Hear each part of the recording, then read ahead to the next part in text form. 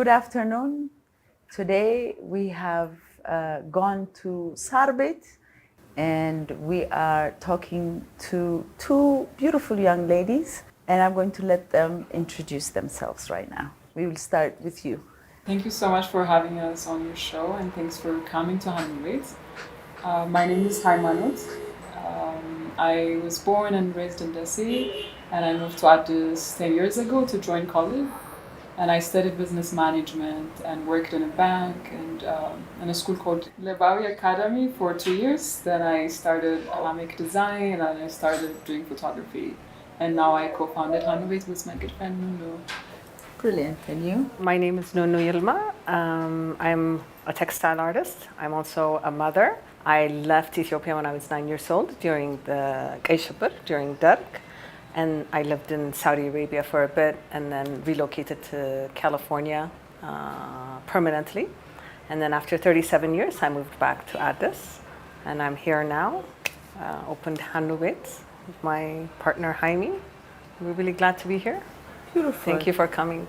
Thank you for having us. So for our audience, we have come to HanuBet. This is both Nunu's and Jaime's store.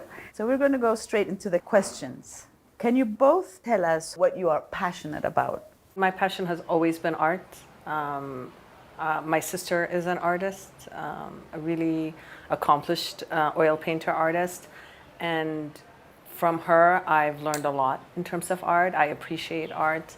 So even though my background in terms of education, I did not study art initially. I did a bachelor's in liberal studies, and then I did a master's in technology management, and then I moved into the corporate world and did HR consulting. So my education was really not art. But after being married and having kids and raising my kids, I went back to doing art and studied graphic design. So graphic design kind of led me to textile art, which has become my passion, and specifically batik, which is really well known in Africa, especially West Africa, Southern Africa, and really not available here in Ethiopia at all. Actual batik, which is done by hand, painted or patterns with stenciling and with wax. That kind of batik is really not being done in Ethiopia. So I wanted to explore that and also bring it to the art community here. Beautiful. Yeah. And you, Jaime? I also didn't have an art background. I studied business management, and growing up, I wanted to be a lawyer. That was actually my first choice when I was 12th grade, and thought that I could, join one of the government universities. But my grade was not really good, so I had to move to Addis and join a private college, and I decided to study business management. But I didn't actually think that I would own my own business and apply what I've learned in school. But when I was in college, I had friends that were in art, painters, photographers, and musicians. So spending time with them actually inspired me to be interested in art. But I didn't know what exactly I wanted to do. So I explored a little bit. I started music, I started painting, and I started photography, which I'm still doing. And then after that, Hamek Design was born. I love creating stuff, so that's one thing that I'm passionate about. Could be in photography, could be in, creating clothing, creating a little piece of jewelry. So for me, what I'm passionate about is creating something new, something that's been in my head, in my imagination, and giving birth to that. Beautiful, well said. So you both decided to change your line of work from hearing both of you and learn new skills on your own. How hard was that? Because you went to school, got educated, and then worked a little bit, and then decided that you wanted to get into the creative. Yeah. And in order to do that, you didn't go back to school. You both educated yourself. So you're self-taught. So I want to know, or you could describe to our audience how hard or how easy that was. I mean, I would have to say for me, because graphic design teaches you the basic principles of design, it's visual communication. So I had a really good background on how to create designs. What I did was, instead of doing it on the computer, I changed that from a digital medium to an actual fabric. So for me, it was really seamless. What was difficult was figuring how to do batik. And I actually started while I was in California. So in California, not many people are doing batik. When I came here too, not many people were doing batik. So it took me about 5 years to really learn the technique, trial and error. And then I spent some time with a batik artist, master artist from Thailand for 3 days. He gave me a 3-day kind of crash course, and that was it. I became really good at it. And I'm still learning. I mean, it's a process. As I told you, I didn't have an art background, so I learned so many things from the internet, from YouTube. And when I was in college, I used to make jewelry for myself, for my friends, and I never thought that it would actually be something that I could do as, a source of income. Yeah. It was very random. So after I quit my job because I didn't like it. The school that I was working at was really amazing. I loved my colleagues. I loved the school, the students, but what I was working was not really making me happy. So I decided to quit even without having a second plan or a clear idea of what to do after that. So I was just staying at home, experimenting with things. And one time I just happened to be in this gallery called Dink. It doesn't exist anymore. I went there with a friend of mine to visit an art exhibition, and they had a concept store. So I went there, and one of the owners was, she was there. She happened to be there, and she saw what I was wearing, and she asked me, "Who made your jewelry?" And I said, "I made it." And she was like, "If you want to sell your stuff, you can bring them and see if that works." And I was not convinced at first. I wasn't sure that people would actually spend their money and buy my products. And a friend of mine convinced me to do that, and I spent 2 weeks that used whatever I got, fabrics that a friend of mine gave me, earring hoops that I got from a friend as well. And I created some beautiful jewelries and necklaces and notebooks, and I went back to the gallery and I signed a consignment contract. Then I had to go back home and wait for 1 more month to see, if How it went. yeah, if it was something that was good. Then I went back after a month, and half of the staff was gone. Yeah. Brilliant. So that was a turning point for me. After that, I just, couldn't stop. I kept experimenting, exploring, and, watched a lot of videos, learn from my fellow designers, read books. Yeah, it's a process. I'm learning from the process. I know, and I guess you keep learning. Yes. You keep learning.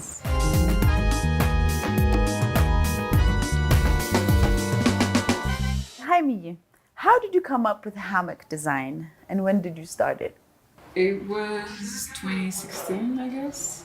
But that was the process. At first, I didn't have a name, as I told you. After I put my stuff in the gallery, one of the owners she was a very good woman. She gave me really good advices, how to, improve the quality of my products, where to go to sell my stuff, list of bazaars that I could participate to. Then after a couple of months, I participated in a bazaar at Alliance Style Française. Then I participated at Ambar and Artisan Bazaars, these big bazaars. That's All that time you had Hamek Design, or you didn't have a name? Since you had. Yeah, Okay, Hamek okay. Design was my nickname.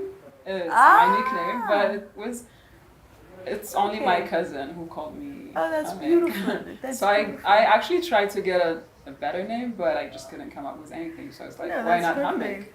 Hamek? So yeah, I just named it Hamek Design, and then it just goes from there. No. Why was your batik initially met with confusion here? I think it was because when I decided to do batik here as a textile artist, one of the things that was really exciting for me was I could use traditional fabrics. And what drew me to textile art when I came to Ethiopia and started living here was all these gorgeous fabrics that you just see, in traditional shops, shuromeda, people wearing them. So what I'm wearing now is a hand-woven linen fabric that's hand-woven here in Ethiopia. And when I saw these fabrics, I just thought, we have to have color, because a lot of our traditional fabrics are white. So when I started painting these using the batik technique, and people would look at it, they would say, well, that's not traditional. And I said, no, it is. It is absolutely traditional, because I would tell them what the fabric was. Like what you're wearing is Saba, which is a cotton and rayon blend, but Saba is very popular in Ethiopia for traditional dresses. But what I've done is painted it using the batik technique, and now it's something different. So people had a hard time understanding that this was Ethiopian.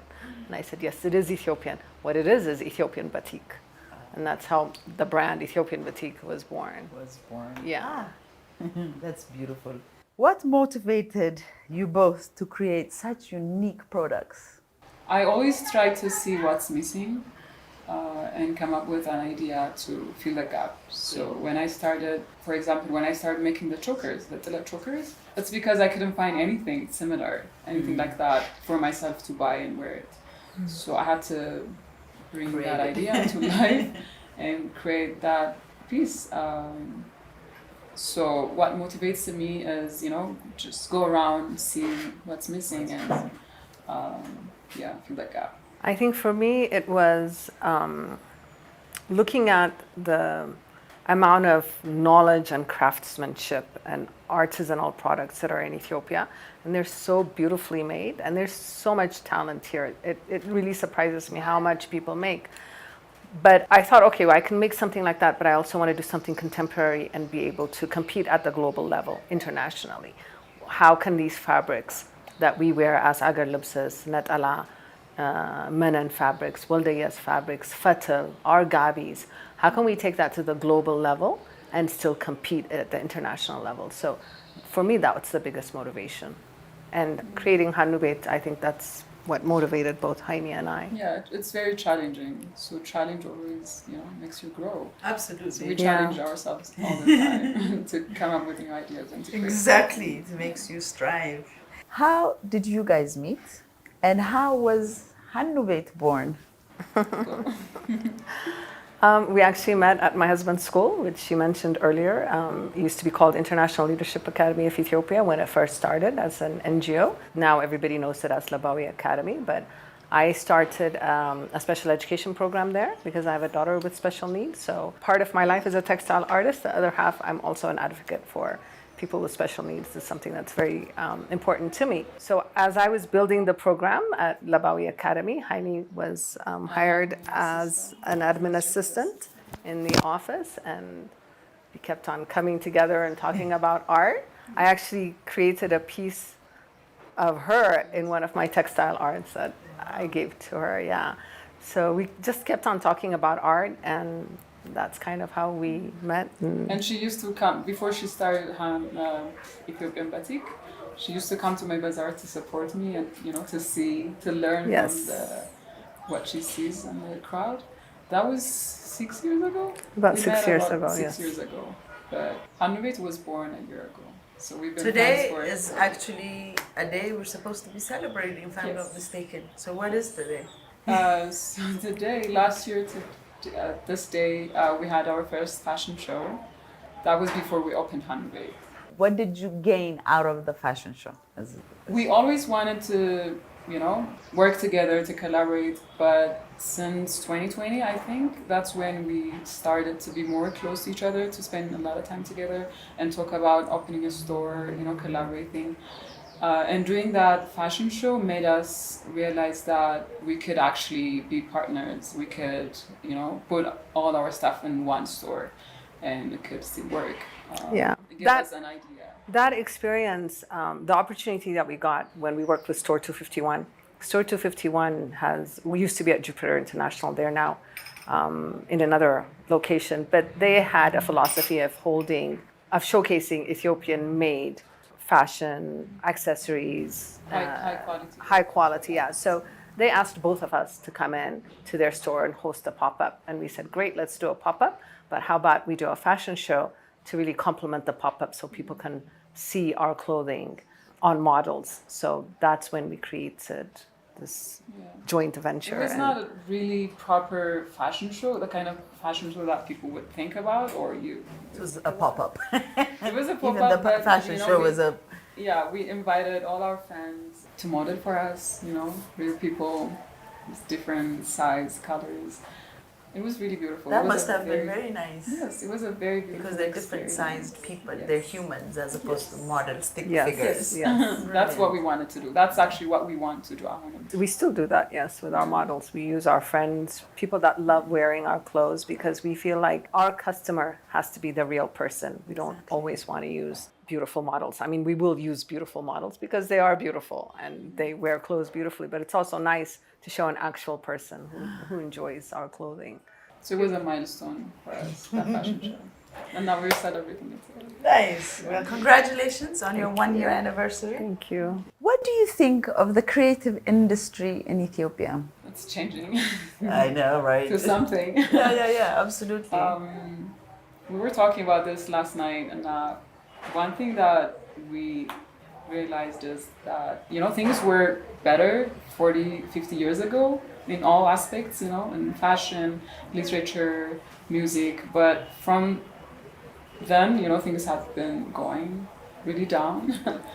But now, there are really talented young people who are trying to get back to our roots and create something beautiful, including us, actually.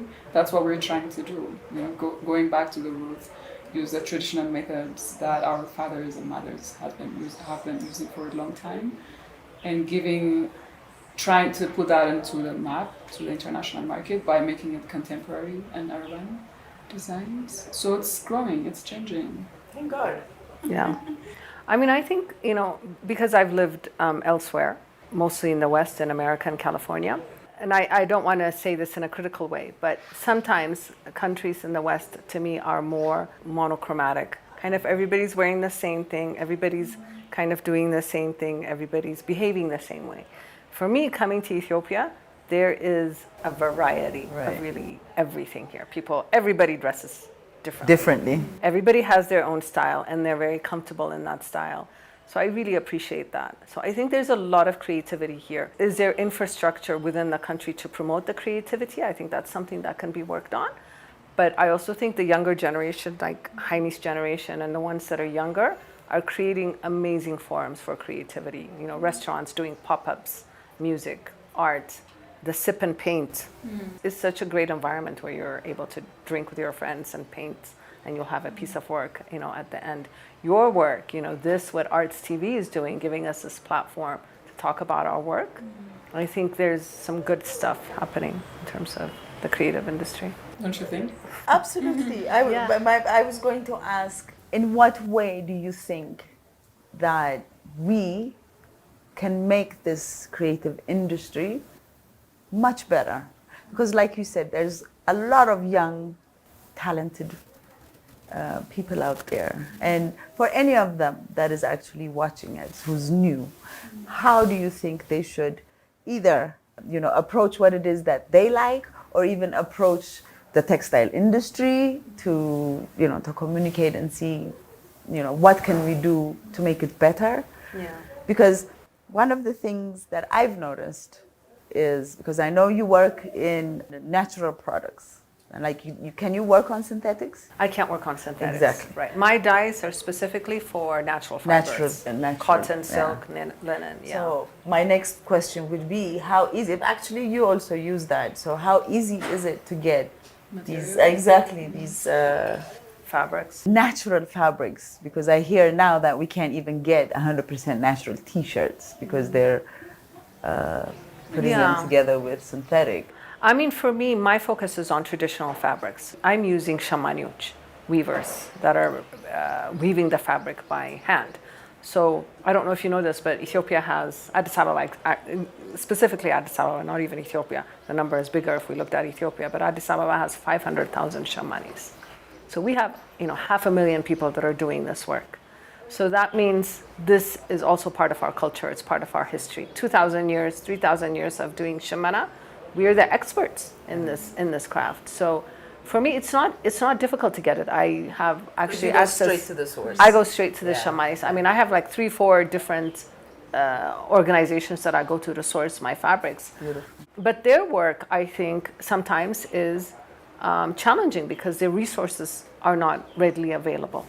There is no infrastructure that supports them so they can get the right kind of threads, even the right kind of working conditions, the right kind of equipment.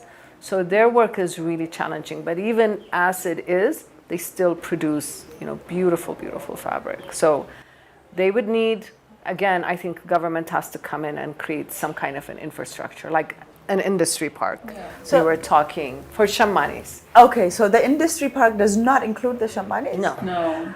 The industry parks are only machine-made fabrics. So they have these huge machines that are weaving beautiful fabrics, and they're using beautiful cotton that is made in Ethiopia, but that's sent outside. It's for exporting. It's not something that stays within the country. Yeah. What we would love to see is a creative park or an Industry park. Yeah.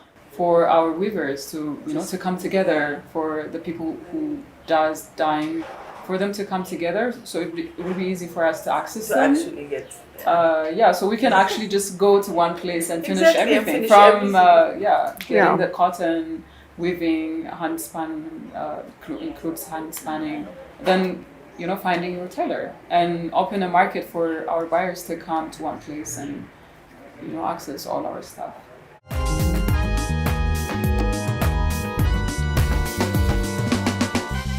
How do you think our government should utilize local resources to the benefit of the Ethiopian people? Do you think utilizing local resources should be a primary concern for the Ethiopian government? Absolutely. I think it should be. They can start by, shortening the supply chain,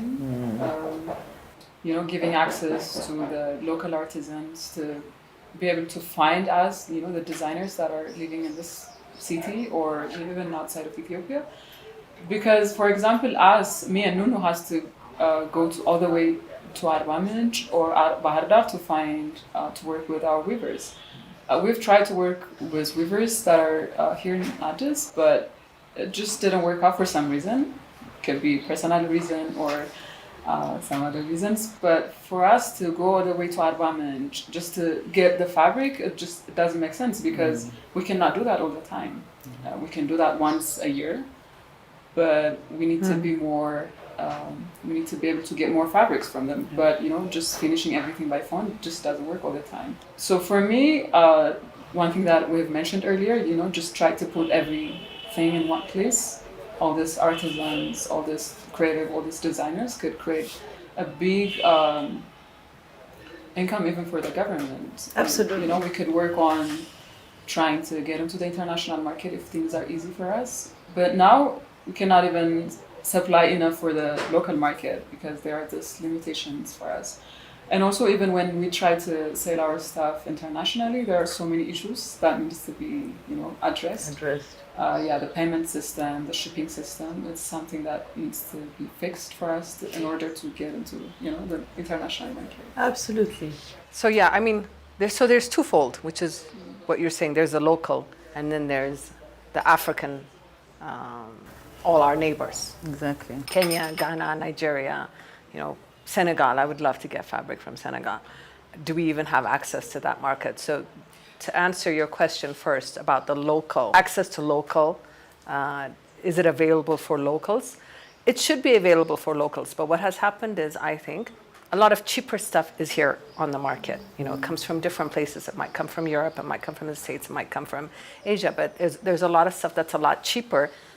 And my stuff, what I'm wearing now, is completely Ethiopian made. This is linen, hand woven. This is the Bahar Dar Shamanyoch weavers made this fabric. So this is 100% Ethiopian. But for somebody locally to have access to this, it's a bit expensive because it's made in small quantities. It's not made in large quantities. It's not readily available. It's certain little cottage industries. So I don't want to always say the government has to do this, but if we had an infrastructure that allowed this product to be made in large amounts, not in these small amounts, then it could be readily available for everybody. And then everybody can start wearing local things more often than wearing. Cheap prices. Yeah, and our prices would go down Would too. go cheaper, yeah. Yeah, So but because that's the main reason that people would, not buy our stuff. That's the most reason. We get a lot. It's because you're expensive. It's because you're not affordable. That's why we're not wearing, locally made products. But if things were easy for us, we don't have any reason to lower our prices and make it affordable.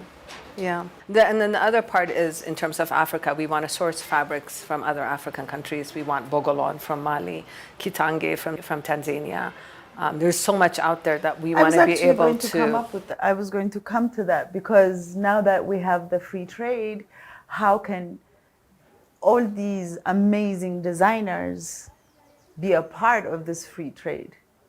Because I had a conversation with actually Hortense, and we were talking about these fabrics being, and one of the things she mentioned was there's going to be one tender where it's not really one tender, but you buy an Ethiopian if you're buying from Kenya, but there's one entity that the exchange is going to happen. So you buy with Ethiopian, you don't have to buy from Kenya in shilling.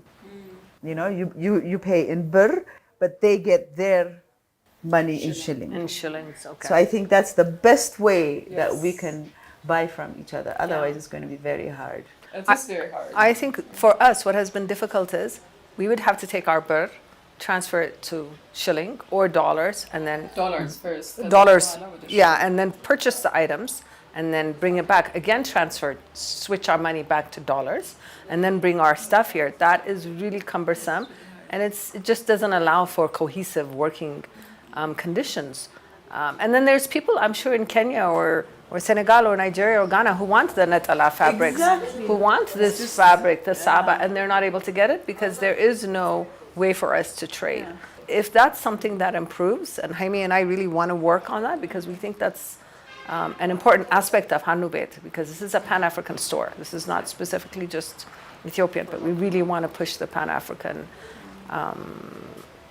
concept at our store. So that's We one also of want the. to take our finished products to Kenya and have a pop up there and bring some other designers From to Kenya and yeah do the same. from Kenya or Senegal from all and have a pop up for them. But in order for that to work, this system has to be easier. Yeah. Be better, absolutely. So now we come to HanuBet. Our favorite place. Yes, yes. I mean, and I think we should start with the beautiful suit that you have on. This we're currently working on a new collection. We're not going to talk about that, but this is just a trial. So So a trial I'm wearing meaning this. in a suit and pants, or the whole concept, the whole The look whole is new. concept. We're working on colors and patterns. So a couple of months ago, we went to Arbaminch and we sat down with our weaver for the first time. Actually, we've met him in Addis several times. But usually it's just our.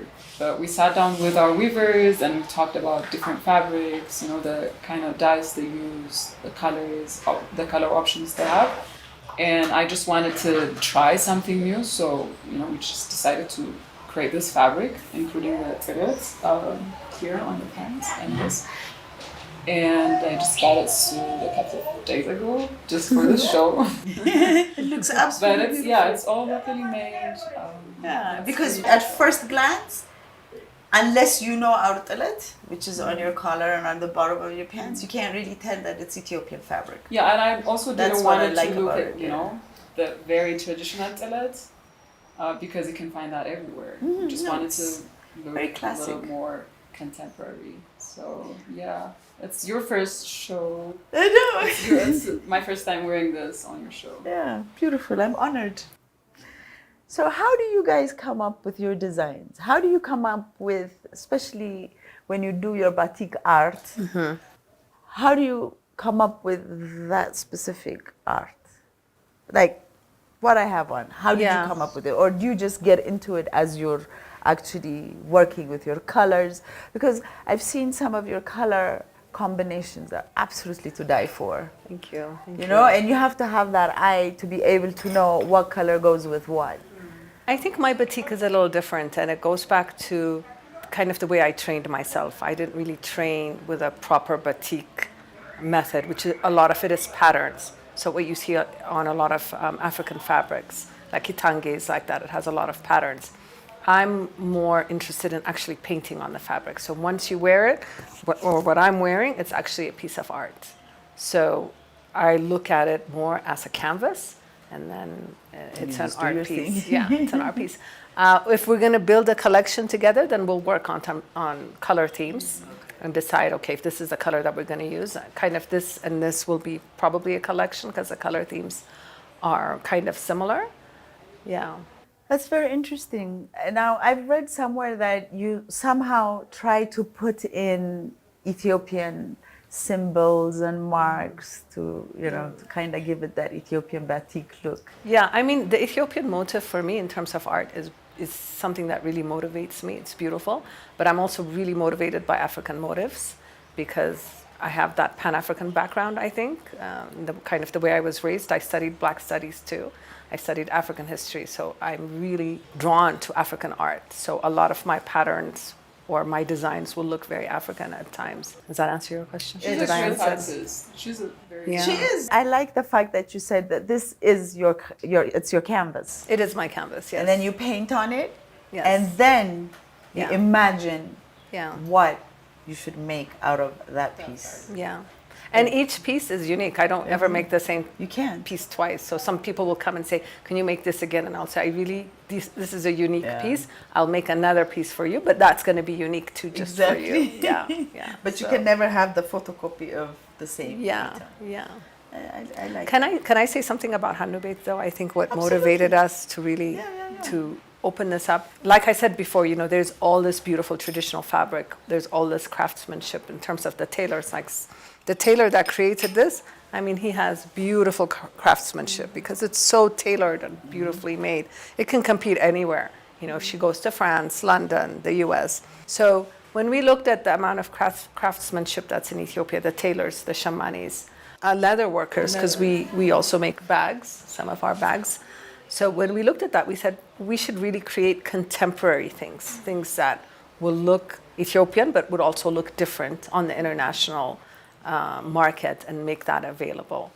And then the other side too is we also question, I think Jaime and I question, what is Ethiopian? Is Ethiopian just natala and talat? Or is Ethiopian a lot of different things? So we go to Konso and we get the Konso ribbons because that you usually don't see very much of, but we use Ethiopia that. is not being represented. Exactly. Ethiopia is not just So- plain white fabric and Yes. No, it's not. it's just Yes. that represents a certain group of people, but Yeah. Ethiopia has to We're very offer rich. more than that. Very rich. The And then Konso. you guys also go beyond Ethiopia, which is even that much Yeah. richer. The Arbamin shamanis that we're working with now that made this beautiful fabric, they're working on a Dunguza design. And the Dunguza design is a southern design, but you only see it in the south. But when I look at it through my graphic design eyes, it's a beautiful concept. So I can do a lot with Dunguza design. So we want to also really represent other types of designs that are out there that are not really being showcased here right now. And then we have Maasai fabrics too that Jaime uses from Kenya. And this fabrics that are Yeah. sourced from different African Yeah. countries. But we also want to promote their works. We don't really think that they're Nobody not knows being them. fair, for Nobody them. knows them. Yeah, they are really creative. They're really talented. They're amazing. But when you go to a store and buy a certain piece of clothes, nobody tells you who made that. No, of You course don't not. know Yeah. the background of that fabric. So that's actually one thing we're trying to change as well. Because every time someone comes to our store and asks questions about our weavers, our tailors, we give answers for them. We want them to know about the whole process. Our people behind Your beautiful work. Yeah, because there's always somebody behind it. Yes. We're blessed, Jamal. We have Yeah, really you're great absolutely people behind blessed us. because you have very good, and I guess it's also because of your eyes. You guys like quality, so what you want to give is quality. Yes. Because one thing I've noticed in our country is we have absolutely amazing things, but when it comes to finishing, we're not there. And we produce so much clothing, shoes, bags, that to not have such a beautiful product finished well kind of brings the whole thing down. So I just want to congratulate you Thank you. on a work beautifully done because you're finishing your work, your everything is amazing. We appreciate you guys. Thank you. So now that we've finished where we buy our products, since you dye, I want to ask you about your dyeing Yes. Where do you get your dye? Do you make your own dye? Is it natural? Is it chemical? Because that's another issue that we have in this country is when we dye, we started dyeing Yes. our Abasha lips, but then it usually fades. The first time you wash it, it's out. Yes. So I want to know what your technique is and what kind of dyes you use. I actually don't use natural dyes. I use reactive dyes, but they're very low in toxicity, and they look very beautiful. I mean, they have very bright colors. As long as you use reactive dyes in small quantities, it's very minimal in terms of environmental damage. I mean, very little. Natural dyes, a lot of people think because the word natural is there that the natural dye doesn't have chemicals, but natural dyes actually have chemicals. So those dyes are not as vibrant as I like them because natural dyes tend to be a little pastel-y, and because of the colors that Jaime and I are really drawn to, we really want bright, bold colors like what you're wearing, I'm wearing. I tend to use reactive dyes, but I'm very conscious about, you know, environmental, making it sustainable. I work around my kids. My studio is where my kids hang out too, so I'm very careful in terms of what exposure that they have, and it's very, very minimal. So where do you get your dye? I get them. No, I get them from California. I have to have them shipped. Okay. Yeah. Okay. So you know, eventually, when we scale up this production, I will have to source from somewhere else. I can't really go to California to always get my dyes, but that will be another. When we went to Addis Bump, yeah. To meet our weavers, they were telling us about, you know, the new experiments they were doing using leaves and roots, plant roots, to get natural dyes. Can you talk about that? Because you understand that more. Yeah, I mean, natural dyes are beautiful, and AfreeQa, who is a shamani in Arbamij and is well known as one of the best shamanis right now in Addis Ababa, is doing amazing work using natural dyes. And he learned that technique from Sabahar, which was the first organization. And I know Kathy very well. She supported my work. It's a little bit more involved because you create, you know, you might take like avocado seeds and then boil them for hours, and then you'll get that color. And then to make that color stick on the fabric, that's when the chemical comes. Has to come in. Has to come in, yeah. He does a phenomenal job. It's a little bit more labor intensive for somebody that, like me, who has a small studio. I have a couple of assistants. I work on small production. That's important to me because quality is important. Like you said, you know, earlier, a lot of the stuff that's out on the market right now, out on the streets, we wear the agar lips that has maybe a beautiful purple color once, we wash it and it's gone. Because they're not going through the process of making sure that dye is sticking to the fabric. It's one thing to dye fabric, but to make it stick and make sure that that dye does not come out when you're washing it is another process that you have to go through. And it's a long process. So some people are probably cutting those steps out because they want to make, you know, quick money, but that's not what I'm interested in. I think I'll always stick to smaller productions because quality and consistency is really important to me. This way is very sustainable. Those people, they're not gonna stay in the business for a long time because once you buy their products, if it fades away, you're not gonna go back to them. Exactly. So what you're doing. But I'm also interested in having classes in my studio, so some of these people, there's small techniques that you can do to help for the fabric to stay vibrant even when you're washing it. So I would love to teach these kinds of techniques too, and I've actually taught somebody before. Magdas and I taught her. So Okay. yeah. Have you ever thought of, I know the Malians and I think the Senegalese use natural products, especially when they do their bogolon, you know, and some of the colors on the bogolon are actually pretty deep. They're gorgeous. So that might be, once our fair trade comes in, Yes. we can I think travel, we're going to have to go around and find all these people and... Yeah, absolutely. I mean, they should come here and work with us. Absolutely. So we understand their techniques and Absolutely. processes, and I think it'll be wonderful to even send our shamanis and our dyers from here, send them to these different areas and have this kind of collaborative work environment. So HanuBet, you opened the door, you got the key and opened the door on what date? We got this store in May, Yes. but we spent a month to furnish it and to process, you know, the Lego licensing thing. Okay. And we opened our store on June 19th almost a year. Almost a year. Our annual little celebration is coming up. It's coming up. It's next coming up month. in June, yeah. Our brilliant friend Qetselaworq named our store HanuBet. We actually we spent a lot of time trying to figure out what we should name our store. We thought of a bunch of names, but none of them were really convincing. We're not happy with them. But Konjit just came one day and she's like, "Why are you going so far? Just name it. Put your names together and name it after that." So it's Jaime and Nunu, and it's Hanu. And it came out to Hanu. Yeah, and we added Beit because of what? I mean, Beit was really important for us, and even the Amaringa, the fact that this is Amharic name, Amaringa, is really important to us because that's what we represent. Really, that's our foundation, and then we're building from that, to the Pan-African concept. So Beit for us is we wanted this to be a place where people can come, share ideas, collaborate with us in terms of the work that we do, and also be able to showcase other people's work that we think is really important. So we have Dichas right now, Freo Onjo, we have his gabis. So we want to showcase other people's work too. And so we said we had a pop-up for self-care. We had all these beautiful artisanal essential oils, hair care products, skin care, all made in Ethiopia, and just quality products. So we want this to be kind of a hub for people to come and showcase their work too, not just us, yeah. And that's where the Beit comes in, yeah.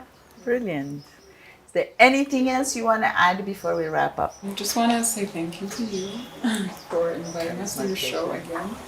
And I want to say thank you to my business partner, Nunu, and all our friends, all our supporters, all our customers. We appreciate you all so much. Thank you. Yeah, thank you so much. I mean, this is a great opportunity for us to showcase our work. It's a great platform. Just appreciate your work and your support. Thank you very much. Arts TV and AfreeQa, thank you for having us here at HanuBet today. I hope everybody will tune in to see us on Saturday at 4 o'clock. I thank you again. Thank you.